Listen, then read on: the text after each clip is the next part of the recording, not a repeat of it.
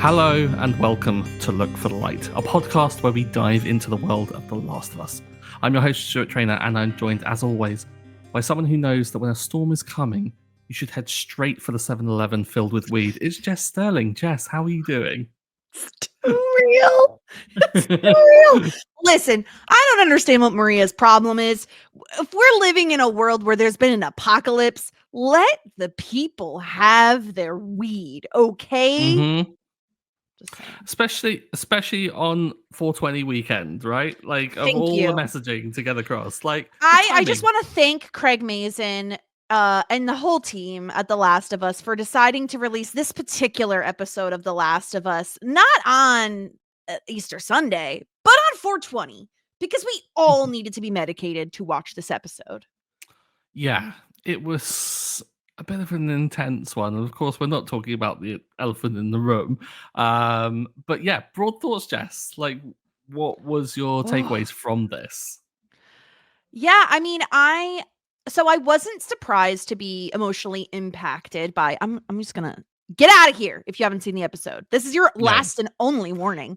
Mm-hmm. I knew I would feel just like immense grief and sadness over the loss of Joel. I guess what I wasn't quite expecting, we thought about this, Stuart. A lot of people surmised that this episode would be the Joel death episode. What I hadn't really considered that this would also be like the episode that Jackson gets attacked.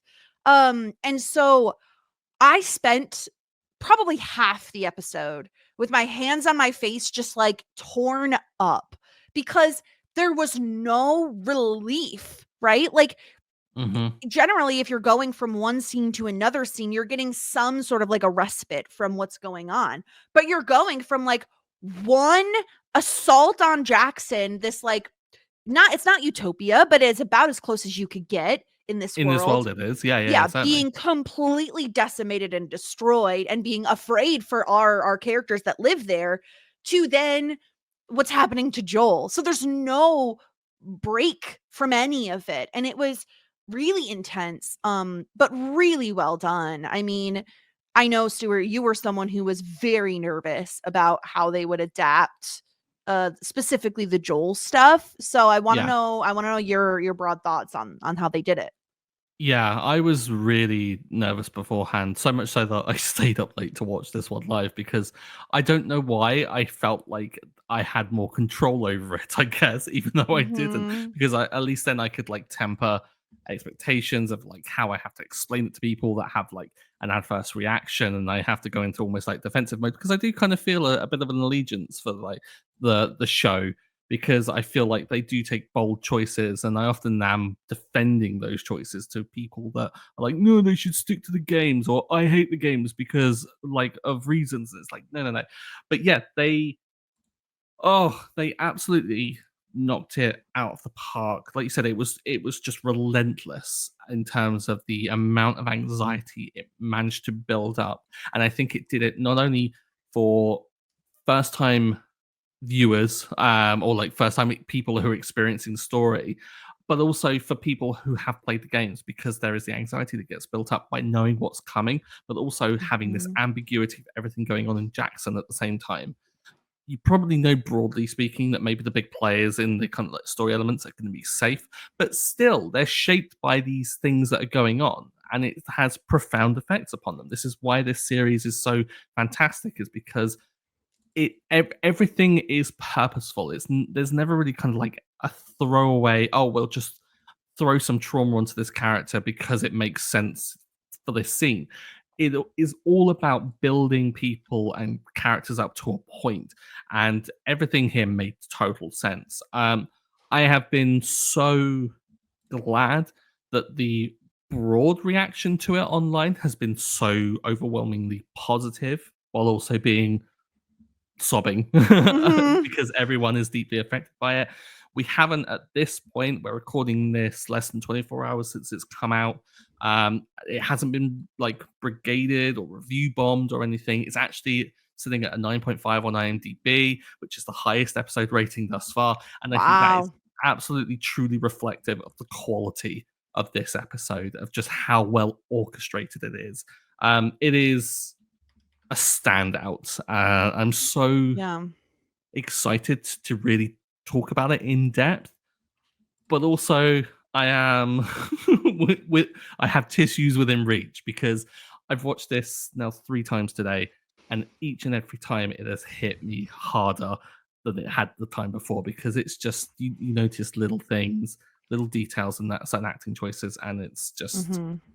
yeah. I think this is one that is not there's not so much like Easter eggs in terms of like hidden clues to stories or mysteries. It's not a mystery box show like that. But what it is that you get to see on a rewatch is these small actors' choices, writing choices of setups and themes and everything that you just begin to kind of like digest a little and get a little more flavor out of when you're going for a second or a third bite in my case. So yeah, I'm so incredibly excited to talk about this. Yeah. Yeah. Yeah. I mean, yeah. It's Yeah. also we're 6 minutes in. Mark Mylod is a god, okay? Yeah. Like this guy, the director, if you're unfamiliar with Mark Mylod, he has done one of the best and most notable episodes of Succession, one of my favorites. And he also did some work on Game of Thrones back in the Big day. So blockbuster ones for them, yeah. yeah, and he signed on to do this episode, and it's like, gosh, you couldn't have picked a better person to do this specific episode. So yeah, shouts to Mark Mylod for just being an icon, always. Yeah. Okay, so before we dive into things proper, if you are new here, please make sure you're subscribed to Look for the Light wherever you get your podcasts. And if you want a more visual experience, we're also on YouTube at Look for the Light Pod there. We also would love to get your thoughts on the show, what your feedback perhaps might be. So do feel free to email it in at lookforthelightpodcast@gmail.com. And for any of the listening for the first time, don't worry. We're not going to spoil anything ahead. We're going to talk in detail about this episode, but this episode only for the most part. And then at the very end, we're going to focus on a more spoiler section, but we will flag that so you can listen in relative safety until that point, which will kind of like bring it all about. Luckily, we don't have to worry about spoiling the big one anymore. No, This was the that big one. honestly, yeah, this is the big relief. Like this has been the red wedding that has been looming over fans of the video Exactly. games for so long. It does feel like a weight has been fully lifted and that we can talk about it freely. But Mhm. equally, there is that kind of still thing of, have you seen the episode yet? I nearly made that mistake earlier today when talking to friends. I was like, have you seen episode 2 yet? Okay, well, I'm not going to talk about it then. So Mhm. let's just I not will do say that. nothing. But yes, spoilers will be respected and they will be observed. But unless there's anything else, Jess, are you ready to dive in? Let's do it. I don't know you. Don't go in there. Stop it! I'm telling you, go back. No! His brains are on the floor.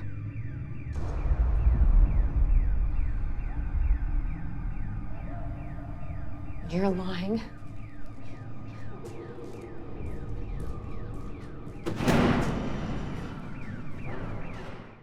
So we open up with Abby walking through the hospital corridor.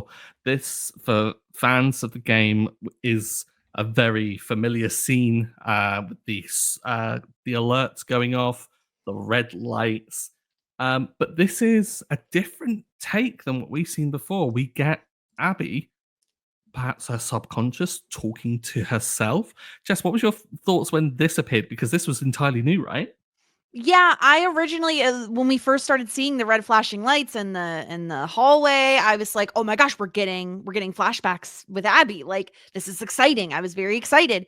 And then to realize it is a dream sequence. It mostly worked for me. Like I thought it was pretty effective in setting up who Abby is and what her emotional state is at the moment, what her motives are. While still being vague enough to let the big reveal happen later in the episode of, it's a medium-sized reveal, I would say, that her dad it was the surgeon, that he was the one that Joel killed. without even looking in his face, as we get like a nice little clip of. I mostly liked this. I hope that we're gonna get some more Abby flashbacks throughout the season. But I liked that this was kind of an establishing of why Abby is the way she is. At least like adding to that what we already kind of got from the first episode. I think we needed that this episode. Yeah, I'm in total agreement, and I do hope that we get more, because I kind of feel like whether it's older Abby or whether it's like her subconscious, like just talking to her and almost telling her deep down that no, you shouldn't be reliving this.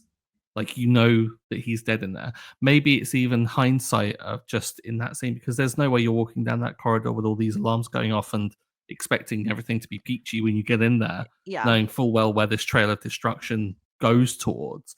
So maybe as an aspect of that. So I hope that we do get a little bit more, I guess, clarification on this. But I think as it stands, I think it's great to establish that this isn't just petty revenge. This is something a little deeper.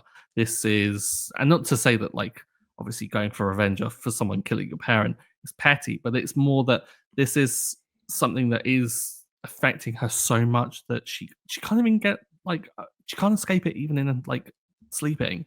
Like, she's tormented by it.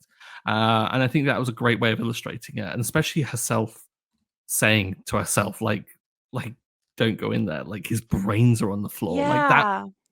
Oh, it's so visceral to hear that. And I think a very classy choice not to show it and to rely on the gruesomeness of it all. Yeah. Because it is a tough scene. Yeah. I like it more when I think about the fact that this is Abby trying to tell herself, stop reliving this. Like, stop going back to this moment. It's not good for you. And to have it be a nightmare, as someone who has dealt with like nightmares really affecting sleep patterns and kind of like your day to day, and oftentimes feeling like my former therapist would not like me saying this, but like often feeling like my brain is attacking me, like feeling like I am working against myself. I feel like that's what Abby's doing. She can't help but relive the most traumatic moment in her entire life, and very much a moment that she kind of frames her life around, right? There was before my dad was killed and after my dad was killed. And she uses that point as like a stopping point in her life, and she often revisits it, I imagine sometimes, not on purpose, while she's sleeping.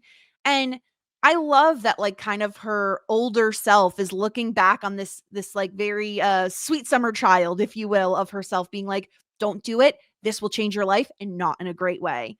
I like that because I also think it makes Abby more real.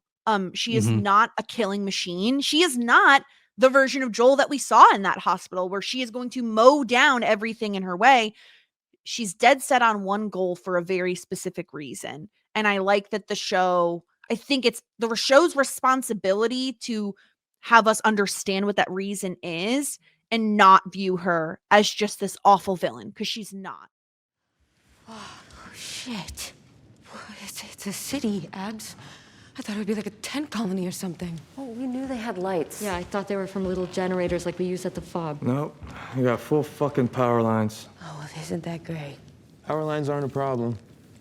Here are the problems. They've got 4 main gates, no other ins or outs, guard towers flanking each exit, mounted patrols, all heavily armed, overlapping routes. And these guys are trained. Yeah, they've got some vets down there, for sure. Because when they awake, the Salt Lake crew find that they are very close to Jackson, and under the kind of like the daylight, they see that Jackson is massive and a task to try and take over, as they see that there are several gates, that there are patrols. They have like full on like pylons for electricity. Like, this is not some rinky-dink little tent village that they have to try and get into. Like, there are big surrounding walls, and this is a much bigger task than perhaps they anticipated. I thought the way in which they kind of conveyed that the crew are tired at this point. Like, you've got to imagine the journey because they're doing it in the height of winter by the like look of everything. So this has been tough on them, and they have been perhaps dragged here by the sheer will of force that is Abby and this journey.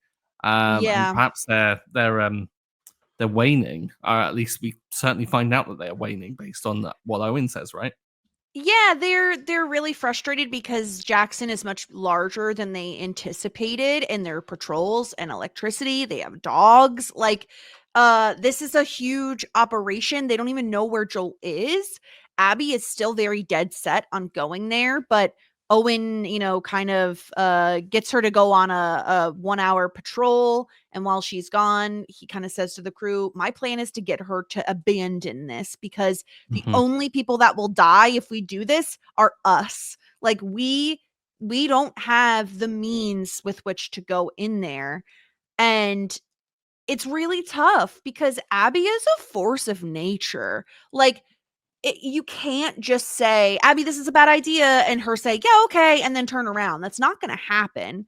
So Owen is trying to ruminate on how exactly are we going to convince Abby that this is a fruitless effort, that we just need to turn around and go back home. Certainly not going to be easy. I also like that within the Salt Lake crew, we get at least, I don't know, 3 different times they talk about, okay, no one else will get hurt, right? We're just going to hurt Joel. We're not going to hurt any innocent people. And Mhm. while Abby agrees, gosh, again, I just called her just like this, like, immovable object. Like, she is an endless force. Anything that stands in her way will get mowed down. It doesn't Mhm. matter what the rest of the crew are going to say, right? Like, and I think they know that. I think they keep saying it, hoping that if they say it enough, that Abby will be like, yes, of course, I Yeah. swear. We live by No. a code now, don't we? Yeah. That was We have interesting, to right? The observe it. code? Yeah. Oh yeah, fantastic! I can't wait to really dive into that in spoiler section later Yeah. on because there's a lot to kind of like read into it. But it's funny that like the code is something that these people live by, and I think that you're right in that maybe they are kind of saying it over and over again, almost to manifest it, to kind of like seed this idea into Abby's like mind and to let it kind of bake and cook. I think the problem is that Abby has realized that she has aligned herself perhaps with some very kind of passive people who are going to forgive her. I think that she knows that it's easier to ask for forgiveness than permission in this scenario because she has the whole, well, he did kill my dad card to play, and so she'll always win the arguments, right? Yeah. And it's a tough one to really kind of thread. And I love the way in which Abby is the one that's like, oh, well, I'll go out and do the watch. And despite the cold battering her, the moment she does get out there, she just continues. She's like, nope, I'm here. I'm out of my depth. She's even carrying the rifle strangely because she's so not comfortable in this, but she just persists. I thought that was a great choice to show as well. I think there's probably going to garner a fair bit of criticism. It's like, oh, she's not even carrying a gun right. So, like, how can she, like, take out Joel? But I think this is all purposeful. This is all about building this image, not of someone who is a relentless killer, but someone who is just being driven by this sheer will of force to do what she needs to do, she believes, to bring her peace. Yeah, I think some great choices going on there. My shit with Joel is complicated. I know that. From the outside, it probably looks really bad. It has been really bad. But I'm still me, he's still Joel, and nothing's ever gonna change that. Ever. So you can all stop talking about us, worrying about us, and thinking about us. All right? So you two hash it out. All right. We then get ourselves back to Jackson with Ellie being woken up by Jesse. This is a fantastic scene because this is taken directly from the game. It's the opening scene that you play as Ellie. And this was so true to how the game was as well. Jesse, such a bro in how he handles it, right? It's not okay how much I love Jesse. It's just not okay. Every scene he's in, I love him more. You're so right. It is pulled directly from the video game. I love the tiny touches that they add though. Jesse being even more playful when he like Mhm. pokes his head in past the door. And he's like, it's kind of messed up though what you did. Like it's kind Yeah, of messed there's up. much more of a grin. I think video game Jesse is maybe there's a tinge of truth to it, maybe. But yeah, Yeah. young Mazzino here is having an absolute ball and taking the piss. Like, So good. He's so good. And yeah, he's kind of giving Ellie the download on what's going on. She talked about these stalkers and it's got the whole town in a buzz because apparently there's a pile of infected that were found underneath like other frozen infected, basically insulating mhm. them, hibernating them, keeping them alive, question mark. And so the whole town is kind of a buzz, and we're seeing that happening. We're seeing a buzz of activity happening in Jackson. And it's really, what do you think of this, Stuart? Certainly, this is something we've not encountered before. Infected that are hiding underneath other infected. Does this combined with the stalkers from last episode, are we seeing just higher intelligence infected than we've seen before? I think it's a combination of two things. I think it is perhaps not necessarily a higher intelligence. I think there's something very primal about the stalkers. It's like if you think about it from like a biological standpoint of just like how certain like insects or birds have plumages that are certain colors that mimic like predators or something to scare off like other predators or things like that, is that comes about from like a natural evolution of things. And I think as well, like the adding a bit of lore here to explain what happens seasonally to the infected is fantastic because we got the preamble in season 1 where they talked about, well, okay, well, what if one of the fungi were to like adapt and evolve to higher climates, like kind of Mhm. talking about climate change. Okay, that's fantastic and obviously works at higher climates. What happens in the winter when it gets freezing cold, especially in a place like Jackson, which is purposefully remote, probably is a way of like slowing this down, and also being in a cold climate as well, probably because infected probably thrive in warmer climates.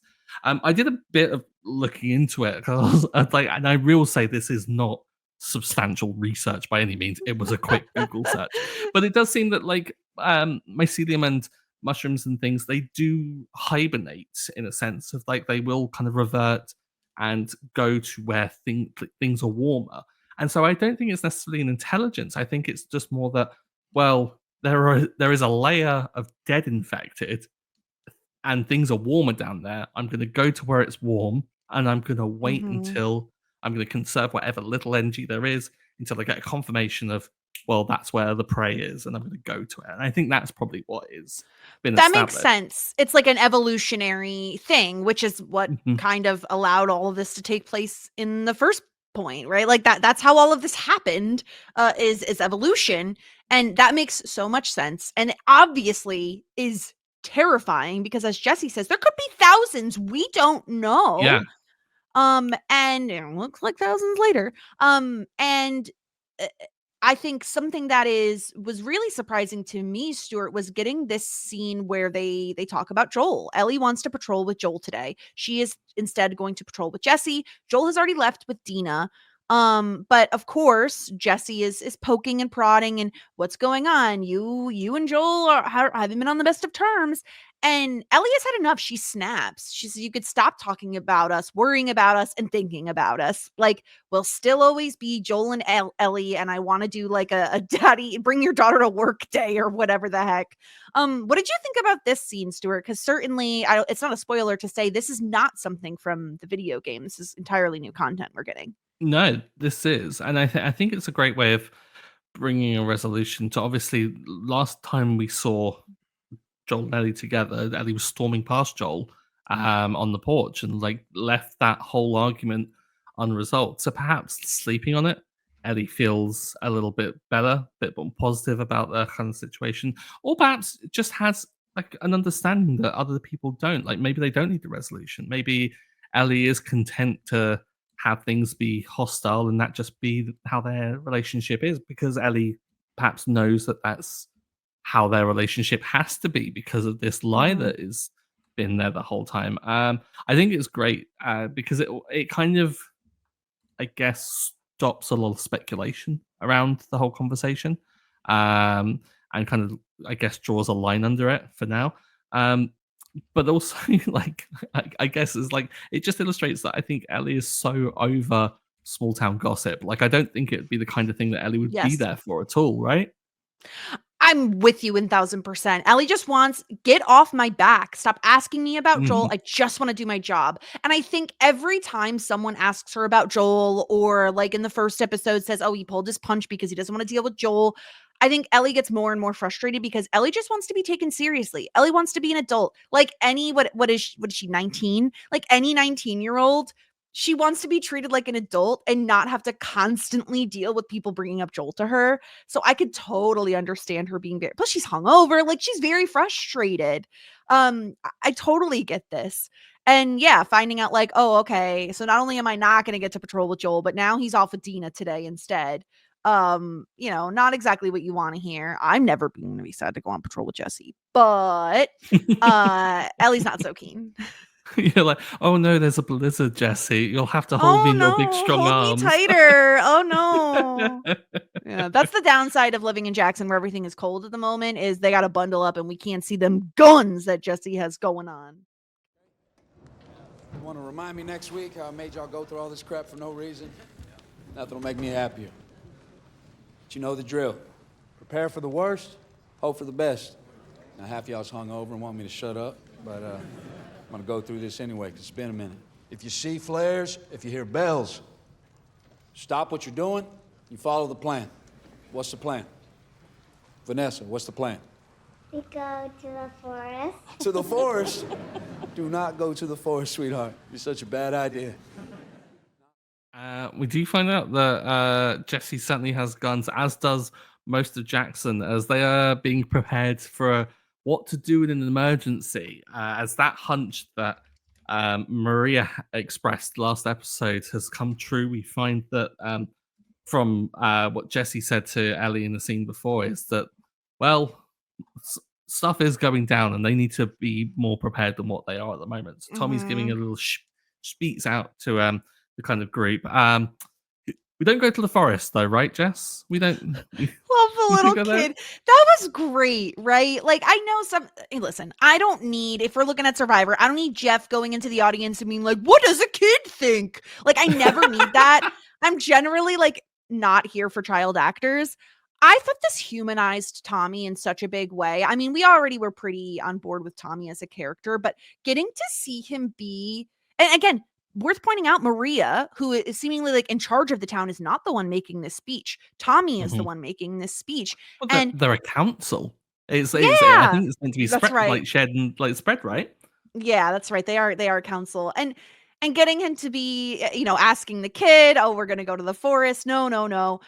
Old and young ones in the basements to shelter in place. Everyone else gets up to the rooftops with their guns, stay off of the main street if there's a breach. Like, they're organized. And this makes sense, Stuart, because we've only, like, this is 5 years later since Ellie and Joel arrived. Obviously, they were even organized even before that. So they've had plenty of time to think and prepare for what happens if there's a horde of infected, what happens if there's a horde of raiders. Like, they have preparations in place for exactly this sort of a scenario, which is really great to see.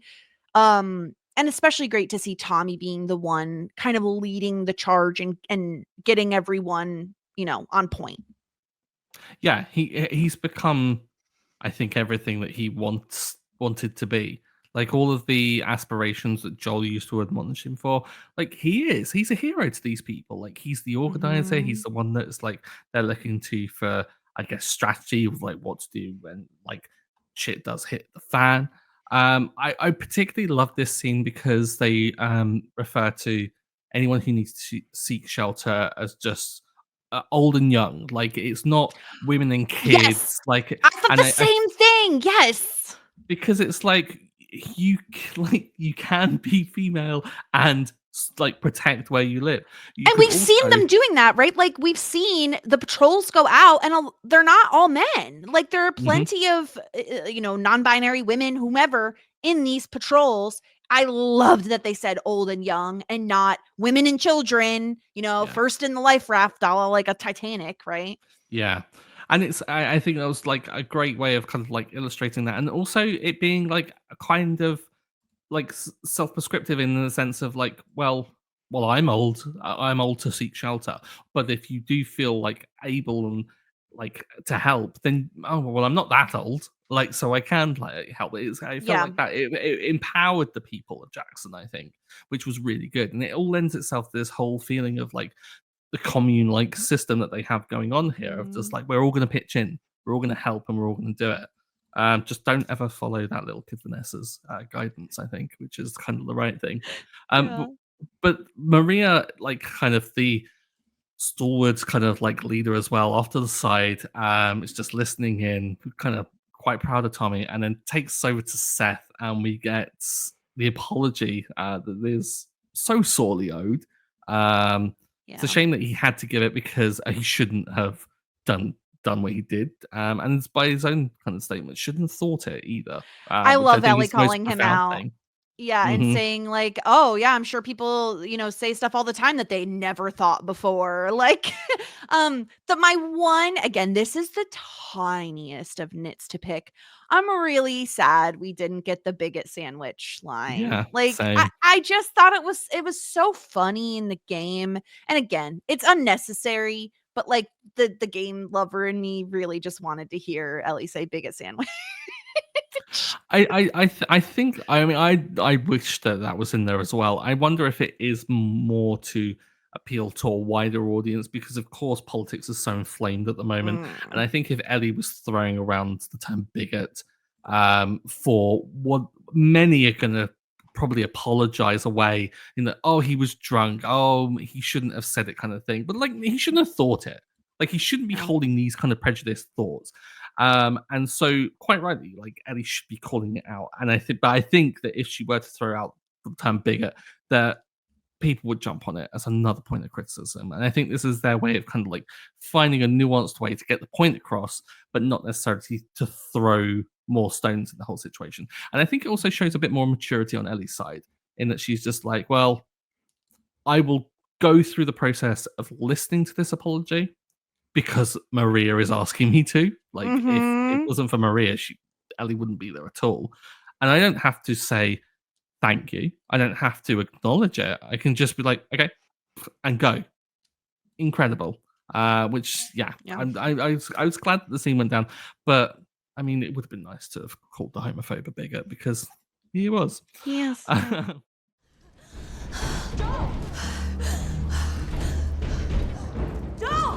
Up here! I'm coming! You good? Hey, kid! Yeah, I'm good. Any bites? Let's go. Now! Abby, on her patrol, suffering, and she sees Joel and Dina just wandering about doing the patrol. It is a bit kind of coincident kind of like situation, but I think this is explained away quite well. Like they went out on their patrols. Joel and Dina have that kind of relationship. I think perhaps Dina might be doing it in a way of wanting to heal wounds because maybe Dina feels a sense of responsibility for the argument that went down the night before. So maybe this is Dina being quite proactive in kind of like bridge building, not knowing perhaps if there was any kind of conversation between them or any kind of follow-up the previous night. And so it makes sense for them to be out there. But Abby just spots them and goes hunting immediately. Yeah. What did you think about that, Jess? This makes sense. This makes sense that Abby would just do this. I think she feels like she has more invested in this than anyone else, as she does. And she's not going to let this opportunity go to waste. She's going to ambush this patrol. And yeah, like you said, sure, we could say this is very coincidental and whatever. but I think that's on purpose. Like it is a great strike of luck that Abby happens across these two, just as in, it's a little different in the video game, but there's luck involved. She happens upon them, and in a very dire situations, even more dire situation in the show, in terms of like being able to catch them off guard. And 5 years ago, Joel isn't immediately going with some stranger to some place he's not aware of, never go to a second location sort of a thing. Yes. He's not doing that. In this specific situation, in these, these circumstances, that's exactly what's going to happen. So there's a lot of luck involved. I don't think that's necessarily a negative thing. Sometimes, circumstances change due to luck. And yeah, having her run and set off after them made all the sense in the world. A little, again, like I said, a little different than the video game in terms of like how she comes upon them. But I kind of like that she's the catalyst, the impetus for all this other stuff happening with the horde of infected and Jackson. Yeah. Like bringing about the kind of like the chaos is just that I'm having Abby be the cause there. I mean, again, it breeds this whole thing of like, I guess, resentment going forward for them as a group generally. But the thing that I loved as well is that not only do we get Abby kind of like spotting it, seeing her opportunity and going after it almost immediately, but we then get Ellie and Jesse on patrol because Joel and Dina are together, and we get a flip of what happens in the game because Ellie and Dina are on patrol in the game when this goes down, but they come across a 7-Eleven chock full of weed where Eugene had found apparently. What do you think about this? This is very different. I was hoping, we had kind of guessed and we knew that Dina and Joel would probably be the two on patrol together. And so that obviously meant the really wonderful scene that we get between Dina and Ellie in Eugene's kind of weed haven would probably be cut. I was happy that we still got the weed haven, just under slightly different circumstances. And I actually kind of like what they're seeding in here, where Ellie comes across the Firefly pendant that was Eugene's. She finds out Eugene was a Firefly. And then we get kind of her and Jesse talking about, Joel having to put him down and how Eugene was in the Vietnam War. And after all of that killing and then being a Firefly, he was just kind of done with it. I like the conversation that we had between Jesse and Ellie because they are very different, right? Like Ellie even says, like, we know you're going to be the next leader. You're not yet. So like, let me steal all the weed I want.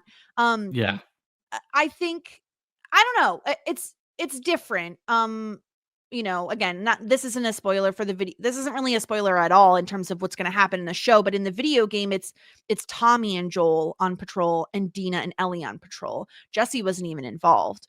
We'll obviously talk about the Dina of it all a little bit later, but what were your thoughts on like swapping Tommy out for Jesse in terms of who's even involved in all of this? I think it makes so much more sense. Like obviously with the set piece going on in Jackson, that Tommy is not there.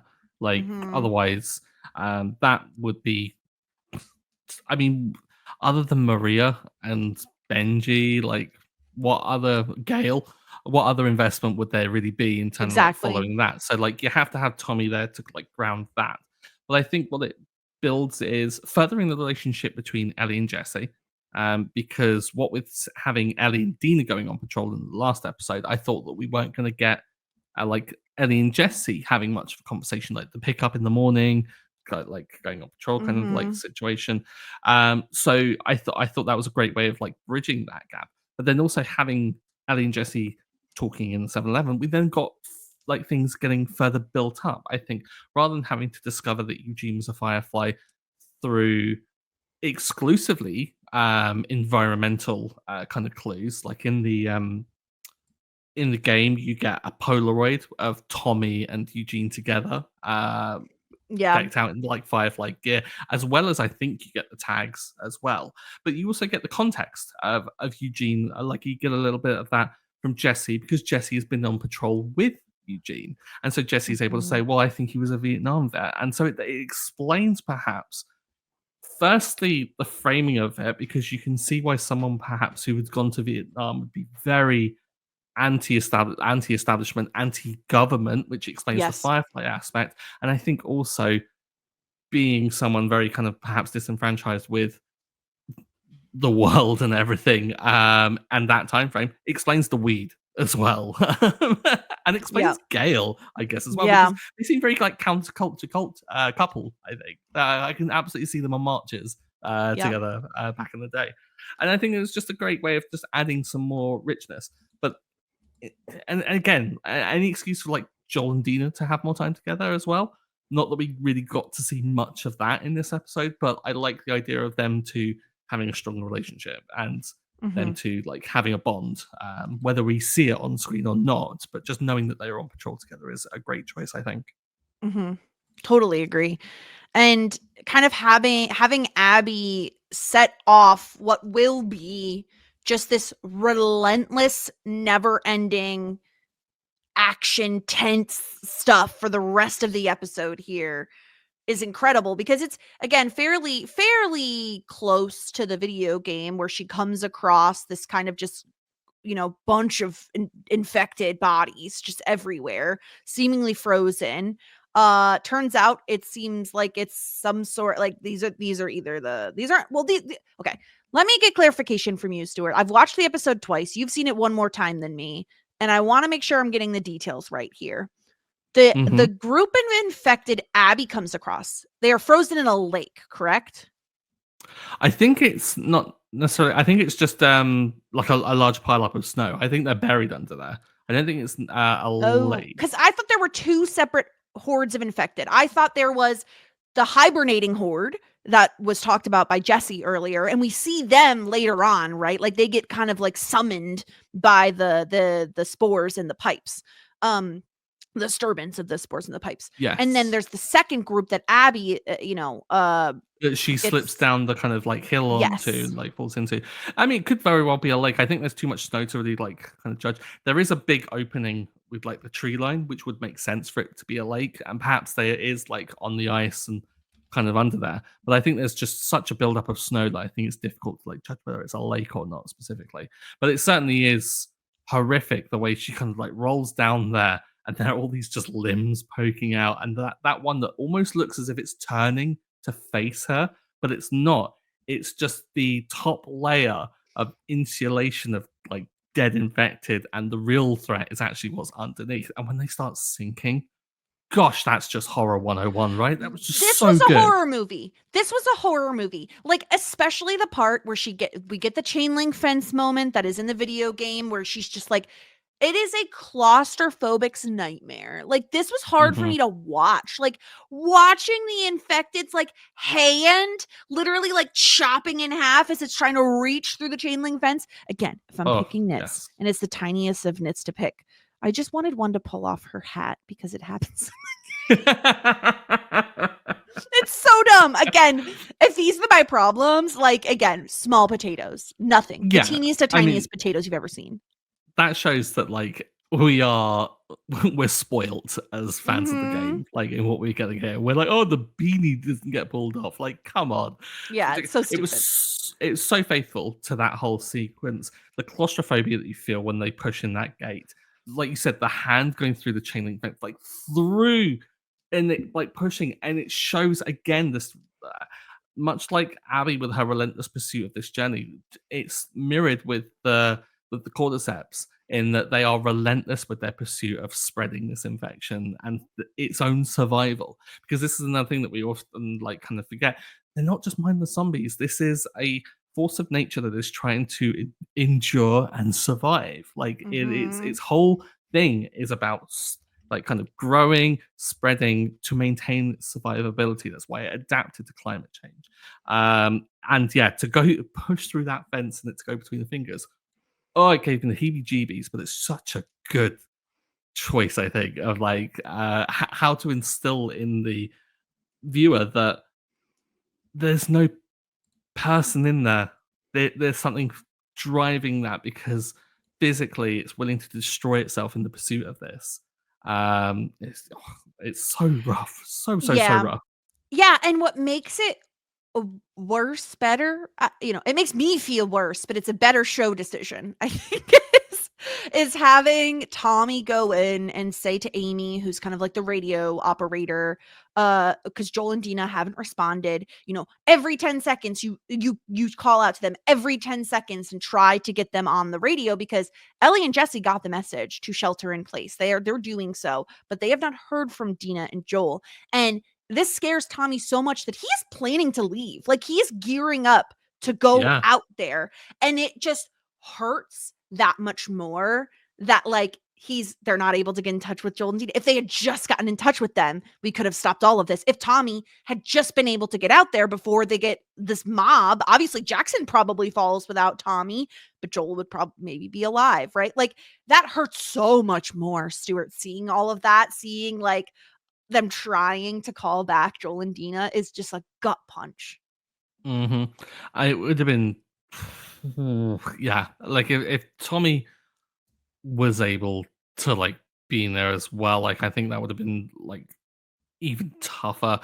Again, I think they'd be like throwing too much on. So like I like the way in which they orchestrated everyone to be where they are, and the reasonings as to why people are where they are, because but also not betraying like Tommy's instinctive like kind of like, this is bad and I need to go out and get him. I thought that was a great way of doing it. What I want to circle back to though is obviously after the Horde is chasing after Abby, we get Joel saving Abby. And this is, again, very kind of like initially faithful to the game. But then what we do find is that Dina is there with Joel. And Dina is the one to give up Joel's name.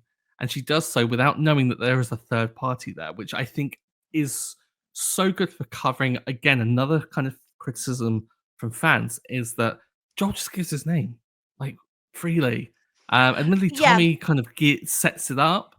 But like Joel, who knows better than this, does it, and it's Dina is the one that gives it up, and I think that is heartbreaking because I think it's another aspect of guilt towards this whole journey. It's more layering. Yeah.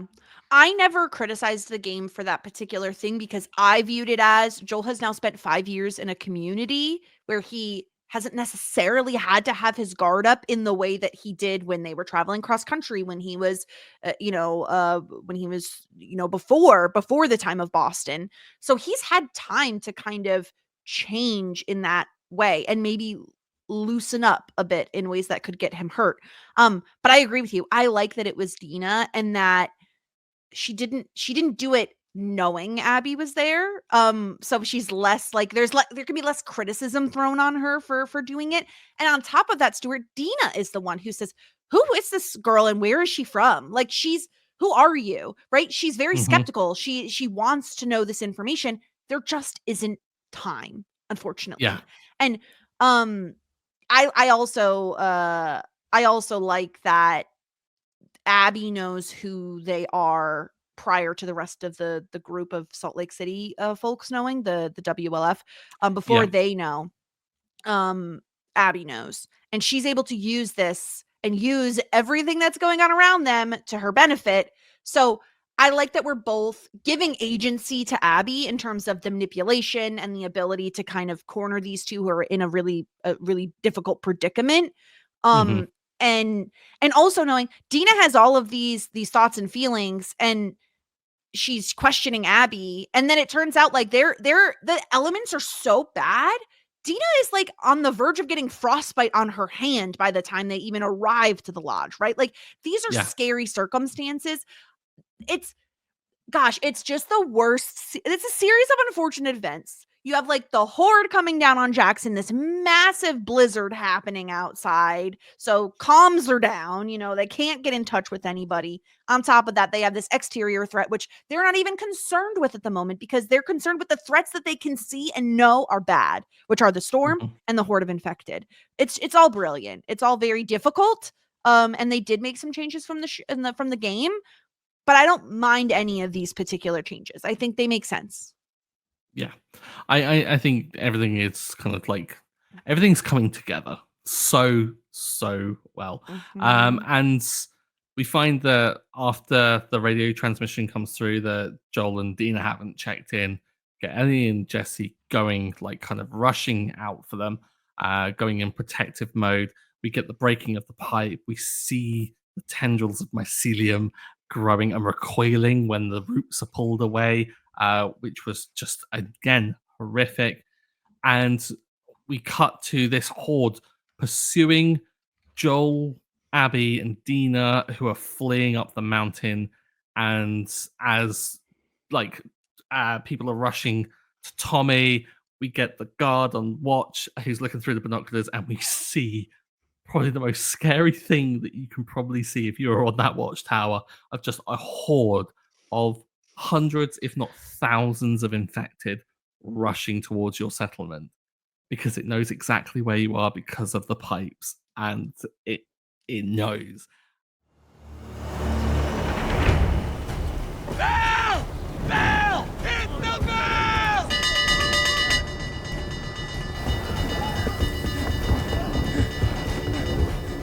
They're coming! Raiders are infected! Infected! 5 minutes out! Follow the plan. I'll take the roofs. You take Main Street. Go!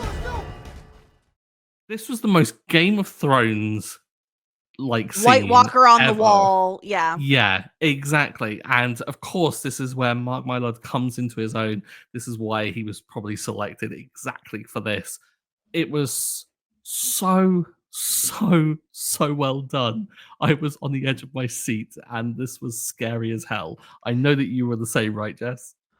I couldn't handle it. Like I was like, "Oh my gosh." Like it's and just think about the fact that they set things up in season 1 to allow this to happen in season 2 in ways that were different from the video game, where you step on a tendril a mile away and there's this network system of communications with these mycelial threads that communicate and say, "Come here. There are people here. There is movement here."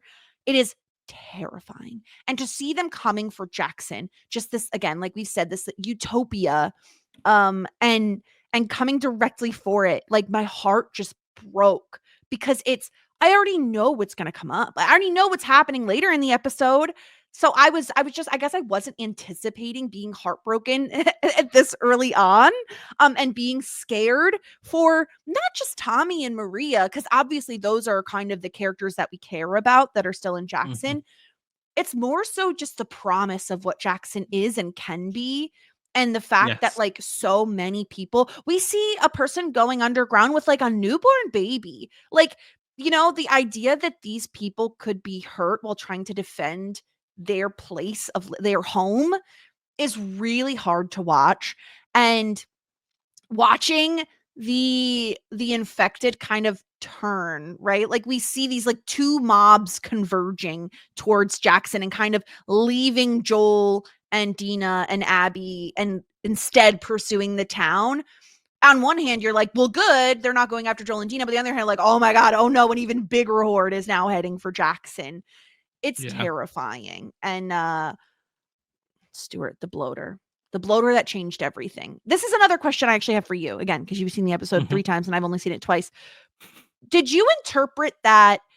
It seems like at a certain point, after they've kind of assaulted all of the infected with these like makeshift oil barrel bombs, right? They're like rolling them off, poking holes in them, and then the little throwing slide fire that at them. bounces, so they kind of So like great. get a lift. Yeah, so good. Yeah. After that all happens, and there's just like kind of a wall of fire to help with staving off the infected. I don't know if it was the bloater leading them that way, or if the infected got more intelligent. Like it seems like they kind of turned and were instead moving towards a different section to breach. Like, did you read it that way? It seemed like they turned away from that spot. Yeah, I got the impression, because it's strange, because the bloater's the one that breaches the wall. Right. But they head towards it but they didn't seem to be following the bloater. I think the bloater is following the horde that is headed in that direction. And I wonder if it's just that they're fleeing the fire. I think it could just be that. I thought it was maybe Um, that. The other thought I had was like, is it exactly where the pipe is? Like, I don't think so. I don't think they were heading specifically towards that pipe, but maybe. I agree with you. I thought it was like an evolutionary aversion to fire. Like, oh, this is hot. Go away from hot stuff. Yeah. Not necessarily intelligence, but like you said, evolution. Yeah, especially playing the game and knowing that fire is your biggest ally when it comes to fighting bloaters. It's like the thing that they're most vulnerable to. Like you can certainly like fill it full of bullets and shells and whatnot, but fire is going to be help you Molotov dramatically. cocktails plus a fire gun. Yes, that's what you need. But then I again this perhaps lends itself to this argument that perhaps the infected are getting more smart because maybe it did find a point of vulnerability and headed towards it. There's a question of whether or not, because in the stage of the infection at this point, like the bloaters should be blind because of they become clickers and they evolve into bloaters. So the whole directional thing of like looking to Maria when Maria is shooting towards it. I'm not sure if that's just reaction of like where the bullet point entries are coming from or something, or how it knows to head in that direction. I think perhaps there's a thing of just this isn't here for people on a podcast to dive into this much detail on. Maybe they might come to explain it, and maybe it's like a scene that got cut or something to kind of make things just flow a bit easier. But it certainly does seem to be a bit of a leap into how it knew.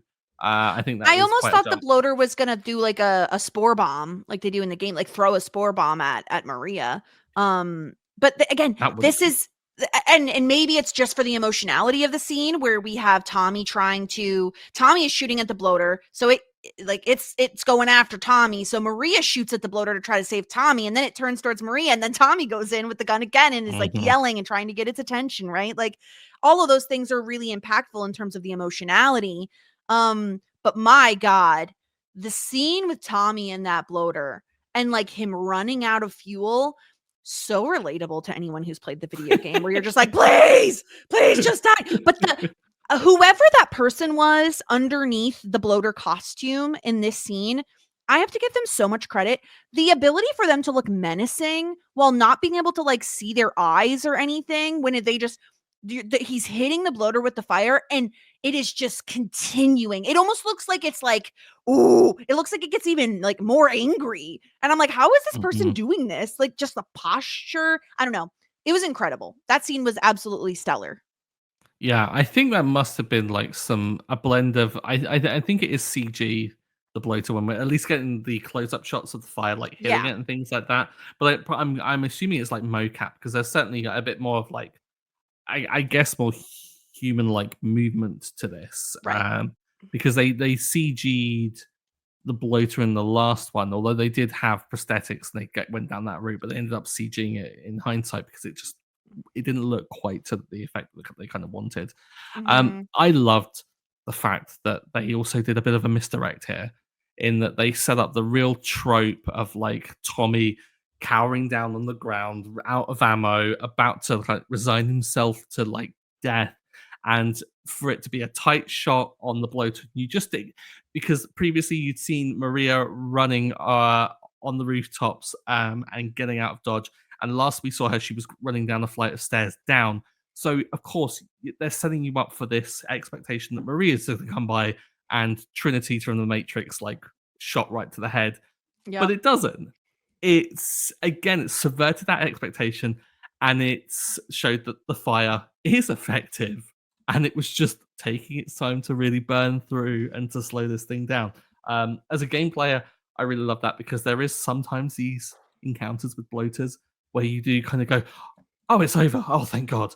It's like sense of relief, and it almost feels, I guess, a little anticlimactic in the sense that there isn't this big kind of like final shot. It is this like, I guess, just a continuation of everything. Yeah. But the big finish is you just going, oh gosh, thank God that's over. Yes. Like that, right?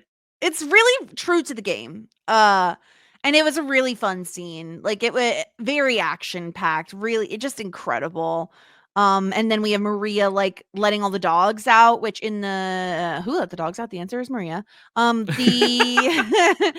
The in the video game, it's much more the the WLF are more dog heavy. I think it makes sense that Jackson would have dogs. As a I find it very difficult to watch dogs in media when it comes to like attacking and is a dog gonna die? But I it's effective. It makes sense. Yeah. I didn't hate it.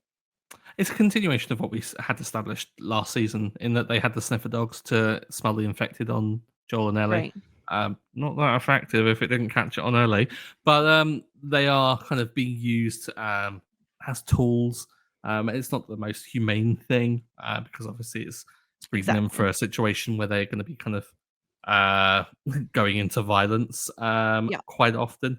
But I mean, they were incredibly effective, and I also kind of like that they weren't the front line.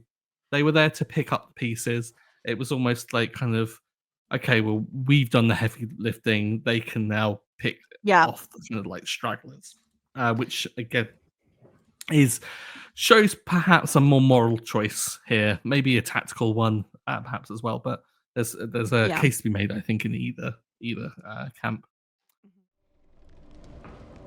Fireflies? Used to be. Haven't you heard? There are no more fireflies. They're all gone. We then get to the lodge. We've got the Salt Lake crew out searching for Abby, and Joel and Dina arrive on horses, and Dina's looking in a bad way, really struggling with this cold, trembling, doesn't even look up. Joel has to like usher her in. This is where everything starts. I don't even know how to tackle this. Abby saying, "Oh, her name is Dina, ... and his name ... is Joel." And I specifically remember playing the video game, and that the moment that Joel says, "My name is Joel," and not I didn't know at the time what was coming up, and just having all the characters kind of like make eye contact, and that happening on the show, I was immediately like, that was it. Like that was the moment of like, oh no, it's coming, and it's they immediately get in together. We're gonna knock Dina out for an hour. And it's like, I mean, good, I guess. I don't want Dina to witness this. And they're gonna, medically induce. I don't know what it's called, like knocked out. I don't know what they put into her. But we're knocking her out for an hour. Well, at least she won't have to witness what we all know is coming. And then Abby goes into this like line of interrogation, right? Like if you better tell the truth, and if you do, we'll let Dina live. And is it Mel, I think, who's like, wait, I thought we weren't going to shut up. I don't mean to laugh. It's just, it's within Mel's character to be like, wait a minute. No, you said we wouldn't hurt anyone else. Yeah. I mean, Mel's the medic. I think that Mel has these instincts of like life is to be protected, not threatened, as bargaining chip. Whereas Abby is willing to do so because she needs to get the answers, really. Although she knows them, I think it's more the confirmation of everything. I thought I'm a bit in two minds on the whole putting Dina to sleep thing, because on the one hand, it's a little convenient that they happen to have the right thing to put her to sleep. I mean, Mel is a medic, so Mel would have things like that. I guess perhaps she has it just on the off chance that something bad happens and she has to put someone under. Well, maybe they have to stitch them up, because there are some real horrors that they encounter. I think Mel is very much aware of that. They've had 5 years in the militia, as Abby is divulged as well. So like a war medic, potentially. So there is like kind of that, which explains that away. I certainly prefer this to the trope that I absolutely hate in media, which is clogging someone over the head and knocking them out. It can't be easy. That cannot be easy to hit someone hard enough to make them go unconscious. you know? Mhm. It happens with Tommy in the game. Tommy at least takes several blows to the head and seems to be quite damaged by it as well. Yeah. But I kind of prefer it. But again, I don't know. I don't want Dina to suffer. So I don't want this to be the case. But like, perhaps would have liked her be like, I don't know, handcuffed in the next room or something like that. Mhm. And like maybe hearing her screaming in the distance would have added to this film. Not that it needed to be ramped up any more than what it was, but I think maybe that could have been approached a little bit better. But the look as Abby reveals the name and just that knowing look between Owen, who is and Mel and Nora, who are like, oh gosh, this whole situation changes now, and we're now doing this, and Manny, the bro to Abby that he is, immediately grabs Dina, has her threatened with a gun, and Dina is in no position to defend herself. Mhm. She's frostbitten, she's hurting, but her instinctive thing is Joel is on the radio. It's just Joel, Joel, Joel. Like instinctively, just kind of like calls out for help to warn. This was tough and a great way to set up that there is conflict within this group as to what is about to go down. Yeah. But it all plays out. Yeah.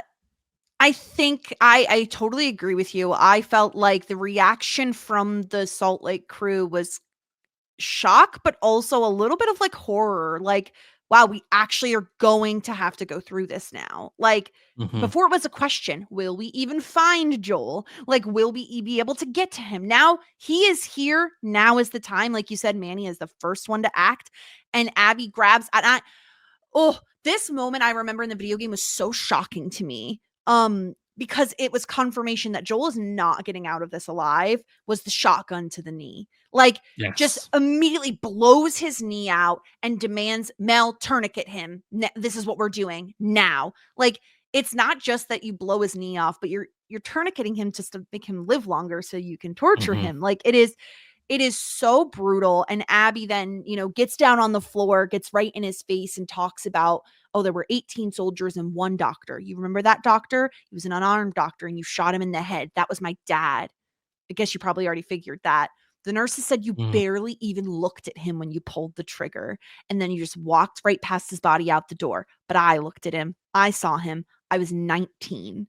I've been in the militia for 5 years now. Like, it is, I don't know.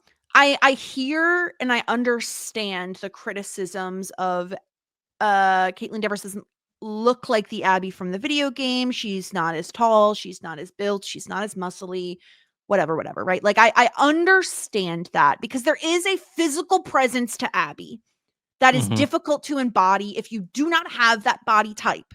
So I get that criticism, but I feel like the moment that Caitlin Devers starts this monologue, I'm kind of locked in. Yeah. I'm locked in on her as Abby because it's less about the physicality of Abby and more about the presence. And she's very like aggressive, but like emotional in the same way that Abby from the video game was, right? Like, Yeah. the moment we get that like single tear after she looks at the golf clubs and she just like angrily wipes it away, that's who Yeah. Abby is. So I understand the criticism around like the casting choice, but I do think that she was able to embody Abby in the way that people were hoping for in this scene. But I don't know, Stuart, what are your thoughts on this casting choice now that we've seen like the scene, Caitlin Dever is a fucking superstar. Just an absolute superstar of an actress. She brought about a cockiness with an unassuredness, a bravado, and this sense of vulnerability, despite being in the strongest position that she could have been for a scenario that's played out in her mind time and time again. And I saw every single aspect of that in her face. Does it matter that she doesn't have big arms? I don't. Her physicality is a game mechanic. The point of Abby's physicality is to mimic playing a strong character, because in the first game you play as Joel, and in the second game for scenes you play as Abby. The physicality is not what kills Joel. It's her pursuit of him. It's her relentlessness that kills Joel. Yes, she swings a golf club in the game, and in this one, she stabs, but she does brutally beat Joel. We're talking about a 60-year-old man who's taken a shotgun shell to the knee and has been hit over and over again with a golf club to a knee. Do not tell me, like, I've seen a couple of things online already today from people saying it's outrageous because why didn't Joel just fight back? Joel had resigned to the situation. He almost accepted it. He tells her to shut the fuck up and get it over with. Like, he knows he can't get out of this. And what's he gonna do? If he fights back, they're gonna kill Dina. Like, truly. Like, he knows he's in a losing situation, so his mode is to get out of it without harming anyone else, because he is taking responsibility in kind of taking responsibility for what he did. You know, like he can't fight back. Like, what's if they're gonna overpower him? They have guns on him. Like, that's such a dumb argument. And like you said, literally blew off his entire knee. Like, I'm with you, and I think that's such a solid point of it is not Abby's physicality that kills him. Like, it is just she is relentless. And that is what kills him. It is the fact that she didn't give up on the pursuit of him after 5 freaking years. Like, that is what kills him. I think where I'm interested to see, obviously it's difficult to say now because we're only in episode 2 of the full season, but this code that she talks about, this is different from the game. There was never any like mention of a code, I don't think. And where she says, like, we don't kill people that can't defend themselves. Right now, that's you. But I am going to kill you because it doesn't matter if you have a code like me or you're a lawless piece of shit like you. There are some things everyone agrees are just fucking wrong. And, like, he agrees, right? Like, Joel agrees. Yeah. Like, yeah, what he did was really bad. And she wants to, like, revel in the torture. She wanders over to the golf clubs. She's like taking a second to like pick out a golf club. And like you said, he just wants to get it over with. But especially this particular line, Stuart, in my opinion, this is a line they had to have in here. They couldn't choose to omit it. You stupid old man, you don't get to rush this, right? And like in the video game, I'm fairly certain, correct me if I'm wrong, this is when she whacks him over the head with the golf club and we go to a different scene. We like completely leave that scene. I love this. I don't mind that instead we get a smash to the knee. In my opinion, that's just like, nah, I'm going to hit you in the knee because 1, I know it's going to hurt because I just shot it off. But 2, because I'm going to prolong this for even longer than you'd think. Yeah, and I think what's a great departure from the game is that in the game that line is delivered, we get the smack and we cut to Ellie riding through the snow, I believe, if I remember rightly, in pursuit of everything. And instead, in this one, we get it cutting to Owen, we get it cutting to Nora, and we get it cutting to Joel. Joel is accepting of it. He knows what's coming. But Nora and Owen look horrified, because I think it's just dawned on them what is going to happen. They're going to witness their friend, who has been grieving for 5 years now, beat to death an old man. Like, it's just the fact of it. And I think it's such a choice to illustrate that and to show that they're not all on the same page. There's complexity to this, but they're still going along with it. Because, like Abby has said, there are just some things that everyone agrees are just fucking wrong. And I think they're a tight crew, right? Like, they are. They're the sole remaining Fireflies from the assault that Joel did on that hospital. They are the only people left. They only have each other, is like one way of looking at it. So of course they're going to let Abby do what Abby wants to do. But I like that as we get Ellie arriving at the cabin, we can hear Owen trying to get Abby to stop, as she Yeah. again harkens back to season 1 with Ellie and David punching him non-stop over and over. She cannot stop. And It harkens back to episode 1 of this season with the sparring.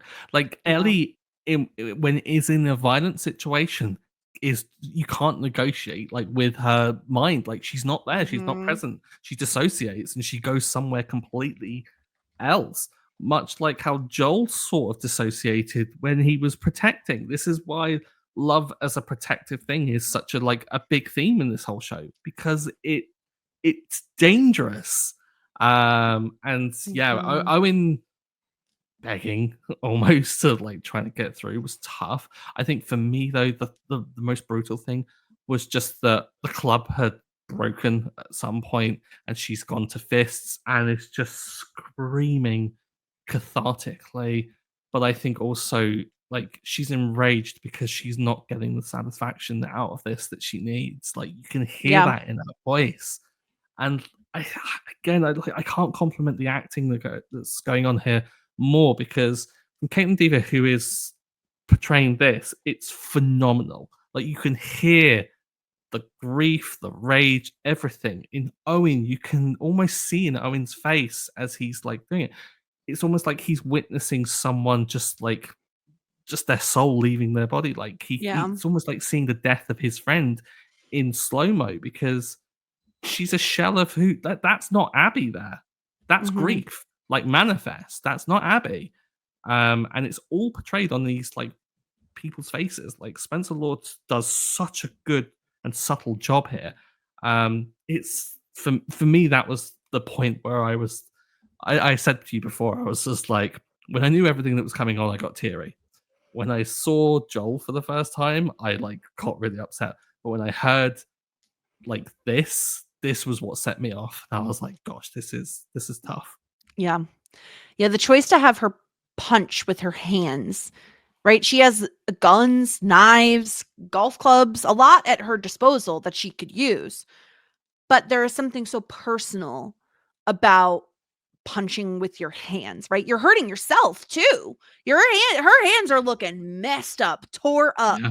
But she can't help it. It's almost like she's like, "Oh, this isn't giving me what I need. Screw these weapons. I'm going to use my hands. Like I'm going to get in there, you know?" And Yeah. it's just not enough to quell the grief that and the rage that she feels. And in walks Ellie and immediately tries to fire. Manny stops her, and good on Ellie. She's ready for this. She slices him with her knife in the face. Mhm. Manny is not happy. Not Yeah. happy at all. They wrestle her to the ground, but they say, "Oh, we're not going to hurt her. You know, we already agreed. No outsider, no one other than Joel is going to get hurt." I think the scene that hurts me the most when I think about it, well, there's a couple, but the moment that hurts me the most is Ellie yelling at Joel to get up. No! Joel! Joel! Joel! Joel, get up! Joel, get up! Joel, fucking get up!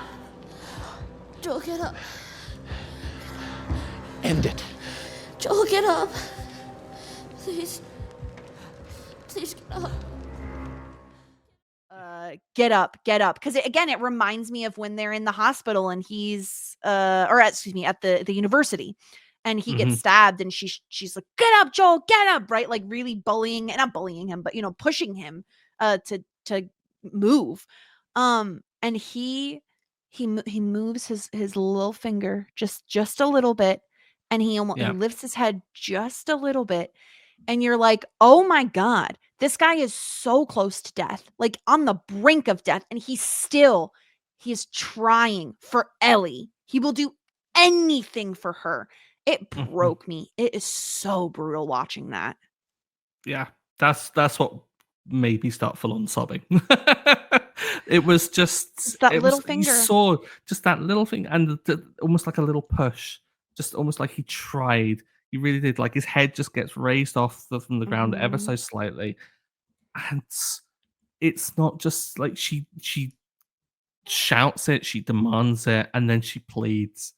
Like she just says, like at the end, like, get up, please, and tries and just can't. And I mean, they're saying end it, and she then Yeah. stabs him through the neck. Ooh, this is again Yeah. different. In the game, it's one final blow to the head that is witnessed in much the same way. There is the high pitched tone. Everything kind of goes a bit to silence, which kind of like masks a lot of the screaming. So that again, very faithful and very evocative of the game there as well. But it was the begging from Ellie as well, like the please don't do it, please stop, just the same way that Ashley Johnson does. And it's not delivered in the same way. Like it's different enough that really Bella puts a stamp on it, which is absolutely necessary. But there's something about seeing a person on film plead like this that a video game can't capture. As great as mocap is and as great as the animations are, there's Mhm. something about this. Like you see so much pain behind Bella's face. It's I've been throwing a lot of flowers towards Caitlin Dever for the performance here, but Bella Ramsey just comes up and is just like, well, let me show you whose house this is. It's Yeah. phenomenal. It's really awful. And then to be able to flip that switch and just immediately, I'm gonna kill you. I'm gonna kill you. You're all gonna die. You're all gonna fucking die. Like it's rage. And again, like they do it in the after the episode. They kind of they explicitly say that the parallel storylines thing. But like, I will once again say you cannot hate the character of Abby if you don't also hate Ellie. Like they are so similar. The amount of rage that is in Ellie, we literally just witnessed in Abby. And unfortunately for Abby, she doesn't really know that she is killing someone who is like a father to another person and kind of continuing on this cycle of violence, but and revenge. But yeah, it's so just rage, just all pure rage. And Manny, of course, wanting to get his licks in, gives Ellie a swift kick right in the ribs before they all walk out. And Ellie just, the crawl, oh my God. Again, like you said, like a difference from the video game of just seeing Bella Ramsey just crawl and lay next to Joel, lace their fingers together again, like the time at the university when Joel's sick and Ellie lays with him. And to see, I mean, we all know like Bella Ramsey and Pedro Pascal are very close, like, you know, very well publicized that they are just like extremely tight. And that, of course, was on my mind as well watching the scene. But the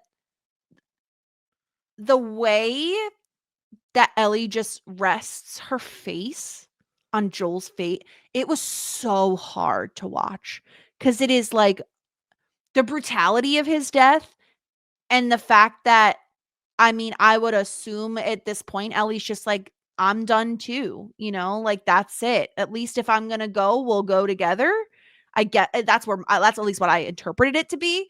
And then the crane shot. Oh my God. The whole thing, Stuart, like obviously a little different than the video game, but like impactful. We're feeling what we're supposed to be feeling, which is the point, right? Yeah. We're certainly feeling what we're supposed to be feeling, which is numb. I think for me, the thing that hits most here is that Ellie explains earlier in the episode her shit with Joel is complicated, but they are them. Like she's still her, he's still him, and in that weird, messed up, complicated relationship, they have a bond unlike anything else. They get each other. They may have strife, they may have things that have come between them, but they still have this bond that is unlike any bond that I think anyone in Jackson can really understand. And Ellie's fear in season 1 is that she's going to end up alone. And she's lost that. Like she's alone right now. Mhm. And I think it's a great departure from the games because to see the way in which Ellie crawls and has to be close to Joel because it's the last thing that she really can cling to is just this is why we adapt stuff. I think we Mhm. say this every time that we come to a point where it's like just so well done. I think we have to remind ourselves that this is why we adapt stuff. This is why we turn the dials up on certain things and the dials down on others. And I'm so affected by this. Even now, I feel myself getting a bit emotional because it's just so sad. And but Yeah. I'm so thankful that it is because it's making us feel, like you said, we're feeling the right things. Mhm. But that crane shot can just get out. It was just so unnecessary. Really, Like it's it's really such good. flair to the scene. And Yeah. also hearing that they got it in just for this one single shot as well. I was just Yeah. like, well, that's just Well, a touch of budget. and on top of that, Stuart, this show, they're like, you think you've hurt now? Nah. We're gonna play Through the Valley by Ashley fucking Johnson. Just kill you. If at any point that you're still like okay, you're still all right, you're still okay going right now. No, this is where the okayness stops. This is where you Mhm. die because Ashley Johnson is singing Through the Valley, and it is heartbreaking. It's awful. And of course we're getting a montage of like Jackson is decimated, there are buildings on fire, piles of infected everywhere. Uh Tommy and Maria kind of finding one another, and they both are, a little worse for wear, but not infected. We see a person that was bit that hands a gun to someone else to shoot them. Yeah. Brutal. And then as if and my like, I consume television as someone who, knowing I'm going to podcast about it, you can't help it. Like you think about the meta of things a lot. Mhm. When I saw Ellie and Jesse on horseback and then Dina's on the other horse and they are dragging Joel's body behind them, wrapped up in like a white towel blanket, whatever. My first thought was, gosh, if there was any doubt of him actually being dead, the show Yeah. is like, nah, he dead. Like he dead. Like it's not, they didn't even put the body on the back of Dina's horse, they're literally dragging his body through the snow. Like that's how dead he is. They're not going to find a dumpster to shove him under, like, no, he is dead 1000%. There's no doubt about it. Cause that was the only reason I could think as to why they would drag Joel's body instead of just putting it on the back of Dina's horse. Like Jesse and Ellie are on one horse. Why can't we put, you know what I mean? Like, I don't know. I don't know why I got so fixated on this. Probably because it was so hard. Like, I'm like, oh my God, he just died. And like, now we're Mhm. dragging his body behind us. Like it's brutal. And not to mention, Stuart, we see Jesse arrive at the cabin as we see the Salt Lake City crew like Yeah, it's a exiting and really kind of wide shot, leaving, yeah. right? Beautiful, by the way. Mm. But what we don't see is Dina waking up, Dina and Ellie seeing each other for the first time, Dina seeing what happened to Joel. We don't see any of that. So I want to know from you, what did you think about the fact that we didn't get to see those particular moments that we're coming in after the fact? I think it's necessary to keep the the word that I want to say is momentum, but it's not really like a thing of like keeping like an inertia going to it, but just keeping the vibe. Because I think if we like had a scene where obviously like they're waking Dina up and Dina reacts, I think that's just again, it's I think an unnecessary twisting of the knife. I think these are things that we are certainly going to get to in terms of like explanations, maybe explorations of like their reactions. So yeah, I'm not I lost because we didn't get that. The body dragging I think was such a, like you said, a great way of showing the meta of just, yeah, There are no dumpsters. We're not getting around it this way.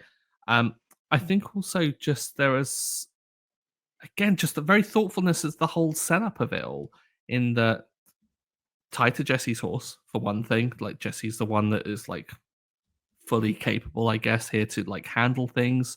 And yet Dina is the one that has been awoken from like an induced like kind of sleep or unconsciousness at the hands of the drugs, is groggy, looks it while riding the horse back, and yet Ellie is the one that has Jesse holding on to her, um, because she needs it the most, I think, in this whole situation. Well, I think yeah, the because choice, not only is she injured, right? Like a huge kick to the ribs, being held against her will, right? Like actually injured. But yeah, Jesse, it makes so much sense because Jesse has to be the one that tied Joel up, that wrapped him up. You know what I mean? Jesse is the take charge guy. He's the guy in charge, and he's the most senior member of this small group. And Dina and Ellie are not going to be in the state of mind to be able to do that. no, not at all. And yeah, the way in which Ella just turns and is just fixated on it as well, like it's just grief, loss, it's everything all in one. I think it's denial too. Like, To know, let me yeah, just like check just to make sure checking. that he's actually still dead. Like that is a real Hope. thing that happened. Just like maybe there is a chance. Maybe I see like a twitch or something, and maybe he's in there. Maybe he's not dead. And it's almost like, yeah, that I think that look rather than the body bag itself is the confirmation more than anything else. But yeah, as I said to you in a Discord message to you and your husband, Will, I was just like, Ashley Johnson can just fuck all the way off. This cover was, they purposely went back and recorded more of it, because originally this was the track that played during the teaser for the second game. So it's very kind of like familiar to fans. But they were like, yeah, let's get another version for it. And Ashley Johnson is a superstar. For those who maybe just are checking in just for maybe this one episode, Ashley Johnson, voice actress for Ellie in the games. So that connection again is just, it's great to like have all these bits come together and for it to pay homage to what's come before, not only in just portraying some of these scenes so well, but also kind of really giving the cast and the writers and the people involved some flowers and in the whole situation as well. This was hands down one of the toughest hours of television I've ever watched in my life. And I've done so 3 times in the last day. 2 was plenty for me. I could not have done a third. 2 was enough. It's like there's a specific episode of Succession that like I could not watch. I watched every episode like a lot of times, and that one I was like, I cannot do another one. Is tough. Yeah, it I'm a sucker for these things. So I've rewatched that episode that you're referring to, and Mark Mylod yet again. Incredible director. I will rewatch this one several times, I'm sure, as well. Because I like media that makes me feel things. Doesn't necessarily always have to be happy. Like, I like things that evoke no, emotions. you prefer things that make you feel devastated. I do. I feel like getting someone to feel happiness is easier than it is to devastate people. I think that devastating people is because it's showing that you have effectively made someone fall in love with a character, and to do so for a character like Joel, who has done so much wrong but has also done so much right as well. To have a morally grey character that I am devastated to lose, and to have it in the manner that it happens in, is tough. And yet to make me feel not complete and utter hatred towards the person who killed him, it's a masterclass in writing, right? Yeah, it's true. Oh, so what were your thoughts generally, Jess? Like, this obviously is setting up, this is the inciting incident for season 2. I think we've got theories about what's going to happen, but where we stand right now, like, how do you feel about how everything is framed? I mean, I think it was incredible. I'm really interested to see what they do with Abby going forward in terms of what we learn about her. I think it's really important, especially considering we know the amount of hatred that was thrown to both Abby, the character in the video game, and Laura Bailey, who voiced the character in the game. You need to dimensionalize. Not that they didn't already. They did a great job already of dimensionalizing Abby, but I think you need to do even more work now that Joel is gone and Ellie is on this kind of revenge tour. It was great. I mean, it was heartbreaking. It was devastating. It was pretty much everything I expected it to be and more, because again, I cannot express to you, it wasn't even the Joel stuff and knowing where we were heading with the Joel stuff that initially put me in that, my heart is in my throat, my stomach is out my butt. I don't know. Body parts are where they shouldn't be. It was the fall of Jackson that got me first, because I wasn't expecting to feel that way about Jackson. And I just love it so much, and I thought that combining all of these terrors into one episode, and let's face it, only an hour. Like, this episode could have been an hour and a half, could have been 2 hours. Like, they really didn't waste any time. And it was incredible. I mean, it's incredible. It's devastating. The acting from everyone was so good. Even like the smaller parts, like the Salt Lake crew, right? Like, even their reactions to Abby and to Joel and to all of those characters were so good. I'm really excited to see what we have going forward. Obviously, this is not a spoiler to say you will see Pedro Pascal again. We all know. We've all seen the trailers. Like, we're going to have some flashbacks. If you think they're going to be like, okay, see you later, Pedro, never again. Yeah, we've talk. seen in the trailers that there are certainly scenes in environments that have not matched Jackson thus far. And, well, we certainly know that they're not going to happen chronologically in the future of Joel's timeline. So there almost certainly will be some flashbacks. So we are not free of Pedro just yet. Nor would we want to be. Thankfully, him and his slutty little knee are going to be sticking around for They blew off his slutty little knee, Stuart. It's gone. Was that the slutty one? Which one was the slutty one? I imagine they're both quite slutty. He loves showing up in like to events in like shorts and like boots and it's literally just knee. You don't see calf, ankle, nothing, just knee. It's beautiful. I love it. He knows what he's doing. Wants. Yeah. Gosh. So I think that brings us probably to the end of this spoiler-free discussion of this week's episode. So if you are heading out at this stage, thank you so much for listening. If you enjoyed the episode, please consider subscribing, leaving a review, or dropping us a comment. And all of that stuff really does help us out. And we really do want to hear what you think, as it helps us out massively. So drop any feedback to lookforlightpodcast@gmail.com. But if you're still here and you're looking to dig a little deeper into what's coming up, this is where we're going to get into the story with the full context, including details from the games and what we know lies ahead. So spoilers here on out.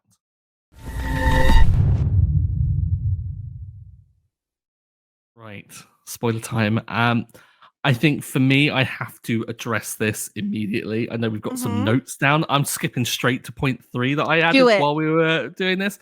At 6 minutes 27 on the episode, when Jesse is waking up Ellie, what do we get a shot of?